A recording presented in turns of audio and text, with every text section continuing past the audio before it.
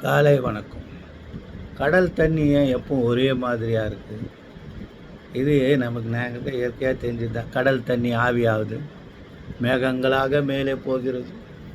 பிறகு அது வெப்ப சூழ்நிலையின் மாற்றத்தின் காரணமாக மழை நீராக பெய்கிறது.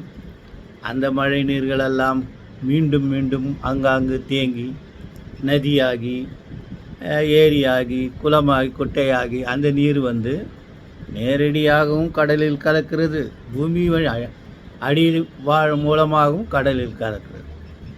இந்த அடிப்படையில் கடல் நீர் எப்பவுமே ஒரே மட்டமாக இருக்குது. அவங்க இந்த அப்பப்போ நீங்கள் இந்த ஃபேஸ்புக்கில் யூடியூப்பில் எல்லாம் பார்க்கலாம். கடல் வந்து நீர் உயரமாக போகுது, அமெரிக்கா தண்ணிக்குள்ளே போகுது, இந்தியா தண்ணிக்குள்ளே போகுது, சென்னையில் 50% தண்ணிக்குள்ளே போயிடும். சும்மா அதே காமெடி ரொம்ப நாளாக பண்ணிட்டு உலகம் அழிய போகுது, 2000 அழியுதுன்னாங்க.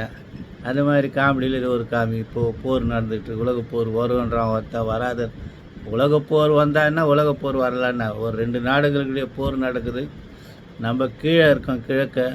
அந்த அந்த துகள்கள், அந்த வெப்பம், அந்த தீ சக்திகள்லாம் இந்தியாவை தாக்கி கொண்டிருக்கு. அதனால தான் இந்தியாவில் ஏரோப்ளேன் வர முடியல. இதெல்லாம் யார் சொல்கிறது? வணக்கம்.